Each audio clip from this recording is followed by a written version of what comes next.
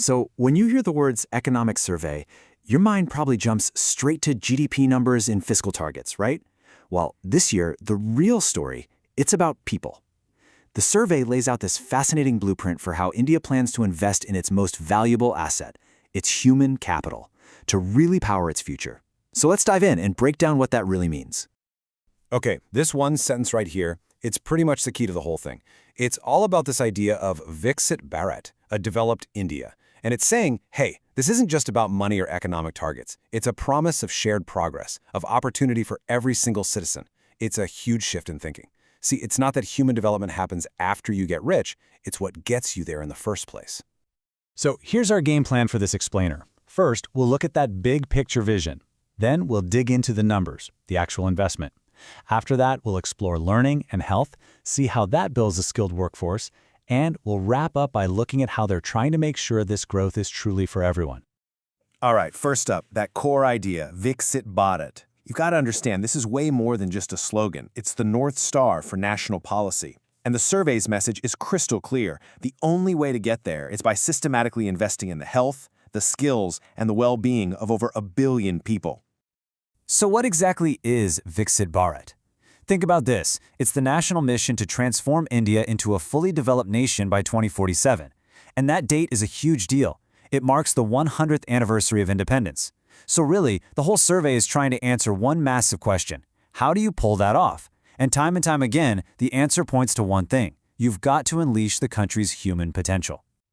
Okay, so a vision is one thing, but as they say, a budget shows you what's really a priority. So let's follow the money and see if this commitment is for real. This is where the plan hits the pavement. Take a look at this number, 12%. What is that? Well, it's the compound annual growth rate in government spending on social services over the last 5 years. In simple terms, that's the average growth year after year. Think about that for a second. A steady 12% jump every single year. That's not just a rounding error in a budget. That is a massive, sustained investment in people. And this chart breaks it down for us, showing exactly where that money is flowing. It's going right into those two core pillars, education and health. Look at that. You can see a really clear, steady climb in spending for both. The survey points to an 11% annual growth in education and 8% in health. This isn't just a one-off thing, it's a long-term strategy. Okay, so they're putting the money in, but what are they actually building with it? Because, a skilled workforce doesn't just pop up out of nowhere. It's built on a solid foundation of good health and a real education. Let's take a look at that foundation. So how does India stack up on the world stage? This table on expected years of schooling is really interesting. It gives us some global perspective.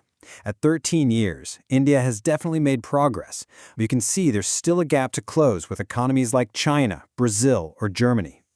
Now, the survey doesn't present this as a failure, not at all. It frames it as the next clear goal.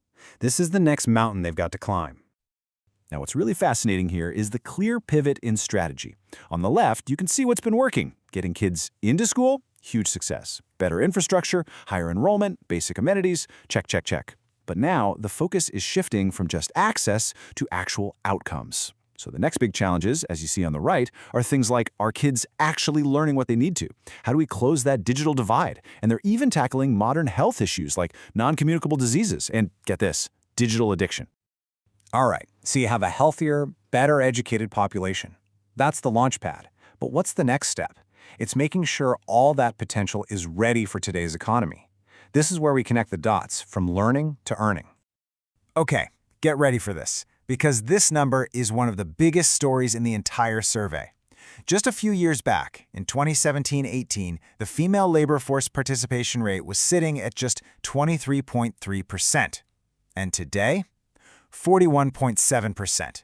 That's a monumental shift. We're not just talking about a statistic here. This represents millions and millions of women entering the workforce, fueling the economy, and, crucially, gaining their own financial independence. And it's not just about big national policies. The survey also digs up these amazing little stories from the ground level. For example, in some factories in Bangalore, they tried a really simple experiment. They paired up new migrant women workers with more experienced buddies. And the results? The new workers' productivity shot up by over 6%, which is great on its own. But here's the kicker. The experienced mentors, the buddies themselves, saw their productivity jump by 12%. It's just a powerful reminder that sometimes the best solutions aren't the most expensive ones, they're the most human.